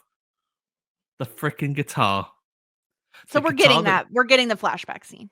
We're getting the flashback scene. Yeah, we're getting the resolution. And this is a great way of showing this, because last we saw this, Joel had taken it to get restrung. He'd restrung it and was playing it as Ellie stormed past him. And this is a great way of illustrating that maybe they patched things up. I think there are a lot of hints with the way in which Ellie was talking about Joel. Yes. The fact that like she had come to that kind of resolution, that it's likely happened. I think every game player knows that we're getting swerved and that it's to subvert our expectations. But this is just, I think, a great way of establishing, settle down. We're not veering off the story that much. Yeah, even in the Last of Us official podcast, they were definitely dancing around it. It's we all know we're gonna get that scene. Thankfully, I think we do need that scene. We're gonna get some other, Joel flashbacks. Obviously, we know we're confirmed. We're getting dinosaurs. Yeah, so that will be really interesting. Because I mean, it's gonna be heartbreaking, but in a good way this time at least. Like they didn't go out with Ellie hating Joel's guts and like having had a No. big argument be the last interaction they had, you know? Yeah. Which it settles so many fears that perhaps they might, I don't know, maybe tweak it, maybe like kind of shape the theme or anything like that. Yeah. Um, Obviously, you've made a note of Ellie's grief getting overshadowed by Jackson's grief. Yeah. This is a great point, I think. This is something I thought of for a number of reasons. One being The Leftovers. There is a character from The Leftovers who loses her mother. I want to say either the same day or the day before, kind of 2% of the world's population just disappears. And it's something I also thought of when it came to COVID and like how anyone who lost someone during COVID, especially at the very beginning, it almost felt like they couldn't grieve because there was so much other grieving, this mass grieving happening, and that it overshadowed any one individual's grief. And that it was something I thought of almost instantly of now that we have what happened with Jackson be simultaneous to what happened to Joel, any grief that Ellie feels for Joel, it is more community based than localized to her. And it's Jackson is going to be so, kind of focused on rebuilding and grieving the people they lost in the attack on Jackson that's going to really interrupt any sort of grieving that Tommy, that Ellie, that Maria, Dina, all those people are doing for Joel. And yeah, it was just something I was sitting with. I don't know that I have much to say beyond I'm interested to see the impact because very different from the video game where we don't have this attack on Jackson. And like, yeah, you can have the entire community come together for Joel, right? Like we literally see outside of Joel's house, like all of this stuff from the entire community after his death. So I'm really intrigued to see kind of the fallout because of they're not going back to a healthy, happy Jackson and giving them bad news. They're going back to a town that has been decimated by a really crazy event. Yeah, it's going to be kind of wild to see how it does frame everything that, like, in terms of like the grief. I think as well there is the whole like the practicality of like funerals, like because in the game we cut from that and then we get the finality of Joel's death by seeing a gravestone. So obviously like a funeral or something has happened off screen, or whether they have a funeral or like a service, or I imagine they would have some sort of like event to commemorate his life. But in this, is Joel going to be afforded that? There were many that have died. Like we saw so many people die just getting Maria off the roof, for crying out loud. Like we saw so many getting bit, and so that it kind of just spreads their grief thin almost. Exactly. There's no how time. much can you express? Yes. Yeah. There's no time to individually grieve a single person because you are too busy grieving the mass of people that you've lost. And yeah, it hurt a little bit more. And this is not me criticizing the show's decision. I think it's great and it's really interesting and it's an interesting diversion from the game because that's not how it played out. And so to imagine trying to grieve a single person while the rest of the population is grieving something entirely differently, I imagine would feel pretty isolating. So, yeah. And then, of course, we have Dina being the one who has information, right? Like, I think in the video game, it's Tommy is trying to find out who these people are, what their names are, where they're from, on and on and on. Well, it's Ellie that pushes it. So Tommy mentions WLF, and so like she kind of puts it together that it's Washington Liberation Front, and she's the one that's pushing Tommy, like going Washington Liberation Front. Why are we not going after them? Whereas again like this dynamic that you're saying is that it's going to be Ellie and Dina's the one that comes with the information, and so they're almost like egging each other on, perhaps, in doing this. And it helps with Dina's motivation, I think, because in the game, while it's like romantic to think like, oh, Dina loves Ellie so much that she'll go off on this like epic adventure to get vengeance. it is way more personal when you have Dina being there, being duped, being put unconscious and missing all of the stuff that happened. It's way more personal. So I think it works better in terms of getting Ellie and Dina on the journey together. And yeah, having her have that information is really interesting. And what they're gonna do with Tommy, I'm really intrigued to see because he leaves in the video game. Yeah, this sets up like not only like we said that the in the like in last season we were like, well, having a kid, this makes Tommy's decision to leave reckless, kind of mental, really. And yet now it's also in the fallout of an attack on Jackson where they're at their most vulnerable. Like, how could Maria ever forgive him for that? Yeah. Makes me think that maybe I don't know. I want to say that maybe Tommy doesn't go, but like he has to. Like as a kid, like it's so hard. How do you? Maybe they're able to maybe they'll have him do it because it's like, oh, I made the call and then I tried to get him and it's all my fault and I wasn't out there to save him, and maybe they could twist it that way. It's going to be a tough needle to thread for sure. Yeah, completely. I think as well, a departure from the game, we don't get Ellie and Dina spending the time in the Weave Den, which means that at the moment, like, yeah, they shared a kiss, but things like Ellie, at least in the morning, is like explaining away of like, oh, she was just high, she didn't mean it, which means that they don't have an establishment of them having a relationship, which again makes it more revenge driven than it does like romance driven.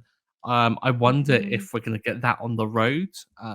Certainly in the trailers, we've seen the serenading scene with the guitar. So I think that there is possibly, it is the journey where they form that bonds together, which again, I think brings an interesting dynamic to their relationship, because maybe they were only brought together by this shared drive to pursue Abby, which then, if we like refer to the game, leads to the eventual downfall of their relationship, not only being on Ellie for her pursuit of the grief, but perhaps it brings into questions of just, well, maybe it's because we're not on this journey together. Maybe we were never meant to be, kind of thing. And I think that could drive home some really kind of like tough emotional kind of points later on down the line. I think they're setting themselves up really well to have a lot of toy blocks to play with here for stuff that could be set up. Yeah, I agree. It'll be really fascinating to see. And I think so far, Stuart, I could say that we both are in agreement that like any changes they've made in terms of adaptation, I think I'm thumbs up so far. Like there really hasn't been anything where I've been immediately, my gut has been like, what? No. Like obviously I miss the Dina and Ellie in Eugene's Weed Haven. It's a really important scene. I think they could shift it. They could have a similar scene in a different location once they're on the road. Like they could do something like that if they're going to, obviously we're going to see the development of Ellie and Dina's relationship. So we're going to get some nice scenes like that. I think in order to make this work, make the logistics work of having to have Tommy back at Jackson, changing up who's on patrol with whom, like they had to do it. It sucks. It is what it is. I don't mind it that much. And I think it makes more sense for the television show to zig instead of zag. Yeah. And then we get our first kind of mention of Isaac. Apparently he's got a code. I don't know if I believe this when he was gonna, shoot Yara and Lev. Like, what the hell? Exactly. Yeah, defenseless. Oh, we don't hurt the defense. Get out of here. Yeah. Lies. Yeah. But I think that was a great setup for Owen, because when the code is mentioned, we get that cutaway to Owen, and it's again a slow seeding of this idea of maybe Owen is seeing that, well, this code isn't being applied by Abby here. It's not being applied by not the Fireflies, the WLF back in Seattle in pursuit of the Scars, and so sets Owen off on this journey of everything. Like, and again, this is a great way of showing that it's not just Abby that is affected by everything that happens here with Joel. The whole crew is affected by this. Like Mel harbors a deep-seated kind of like aversion to Abby for the behavior that she witnesses. Nora is kind of, I think, perturbed by it a bit. Manny less so. Manny's more of like, I think, akin to Abby, which is why they're probably besties in this whole scenario. But Mhm. Owen is profoundly affected by it. Changes his whole worldview, really, or it realigns his worldview back to what they were when he joined the Fireflies. So yeah, I was really thankful that we kind of got that set up. And it's kind of strange that Isaac's getting a mention and sounds like quite a virtuous leader here, and we know him to be anything but when we do meet him. Yeah. I can't wait to meet Isaac. That's going to be something else. Jeffrey Wright's going to knock it out of the park. I just know. So I know originally we had thought that, well, I don't know that I would even say we thought. I know there was speculation that episode 3 would be more of the Eugene Isaac flashbacky sort of thing. And I kind of pushed Yeah. back against that, saying, I don't know, with the death of Joel, I don't imagine we're going to like then immediately leave those characters. It seems based on the previews for next week that we are going to be staying with the Jackson crew for now. Is that how you Yeah. read that as well? Yeah, I did. I think you were right in your kind of hunch that I think we should linger in Jackson a bit more and deal with the fallout of everything. I think possibly. I mean, it's very rare that the trailer will show you the whole episode. But I think at least midway we're going to get them onto the journey, and we're going to deal with them kind of maybe arriving in Seattle and then kind of like establishing some things that are being set up there. But I certainly don't think. Oh, I don't know, because this is the thing. Like we've had speculation that there is a Eugene centric episode akin to the Bill and Frank. I assumed it would be episode 3 because the same director is directing episode 3 this time round. It's Peter Horn, episode 3 of season 2, I believe. So I don't know. I don't know. Maybe I could be wrong. Maybe they could splice it up. Have maybe a bit of flashbacks to Jackson. Maybe all the scenes in Jackson are them talking about things and maybe jumping back and forth. Maybe we're going to play around with the time a little bit here. I really don't know. And I think this is why I'm so excited for the rest of the season, is because I don't Yeah. know. Like I know We what knew coming up, what more episodes beats. 1 and 2 would kind of contain at least, but now we're more in the like, okay, where are we going from here? Because the Isaac and Eugene stuff could kind of be anywhere. Mhm. And yeah, it's really exciting. I'm really excited to get the Eugene stuff specifically. I think mostly because I loved the Bill and Frank stuff so much from season 1, and knowing that that was a diversion or more of an expansion on what the video game gave us, that I'm excited to see what they could do with Eugene. And of course, my fave, Catherine O'Hara, who plays Gail. There's a lot of potential there, and I'm really excited to see what they're going to do with it. I could be wrong on this, but I'm pretty sure the episode 2 teaser had Catherine O'Hara in it because they were talking about the moth symbology. Maybe I'm confusing this with the episode 3 teaser that's coming up. Maybe it's addressed in that. But there's certainly a scene where she's talking to Joel in a cafe. She's reading a book and they're talking about the symbology of the moth, and she says it was death. And him being a bit shocked. And I was like, oh, I was expecting that in this one. Like I thought that maybe they cut it, maybe they've kind of shifted it somewhere else. But yeah, that has to come about. And I would imagine so if it did, that it would come about from the Eugene episode, perhaps. Again, maybe lending it to this whole idea that everything is kind of jumping here, there, and everywhere. I don't know what to predict. And I feel so out of control, but also so alive because I can watch the show like an actual fan. Like I'm rather obsessing over it and knowing exactly what to expect. I don't think there was really a beat of this episode that we hadn't anticipated at all. We just didn't anticipate the severity of it. Perhaps. I guess I didn't expect the Jackson stuff to be happening like this episode simultaneously. Maybe I just didn't think about it enough to like, duh, of course they're going to do that. But like, I just wasn't expecting that all to take place at the same time because, I don't know, it's a lot. Loved it. Yeah. It was a lot. I will say as well, there was a promo shot that we went through in the trailers and speculation pod that we did, and it's the shot of the Salt Lake crew walking away. It's the final shot of them that we get in this episode, and we were like, oh, that's them finishing the journey towards Jackson. And then really you look at it and you're like, oh, Abby does look quite beaten up. and it's not her blood, it's Joel's blood. And you're like, Yeah. oh gosh, they showed us that the whole time, because we even remarked about how she looked determined, she looked focused, and everyone else looked so tired, Yeah. and like so not on board with her, and now we know why. Yeah, it's Some pretty of the stuff in funny. hindsight is phenomenal. I love it. I love like picking that up and just seeing what they've been bold enough to tease us with, Yeah. knowing full well that we can't predict that 100%, but we do our best. Mhm. Gosh, is there anything else you want to cover, Jess? It's been a bit of a monster one, this. I'm ready to decompress. I'm tired. I'm tired, just like the Salt Lake crew. I'm exhausted. I'm emotionally spent. Yeah, I think if you are listening, go look after yourself, make yourself a cup of tea, Yeah, go settle watch in, something and just funny. have a breather. Yeah, watch something funny. Watch Schitt's Creek. If you don't know, we cover Schitt's Creek. We have a podcast called Talking Shit, and it's so much nicer vibes over there. It really is. It's very pleasant. Yeah, really is.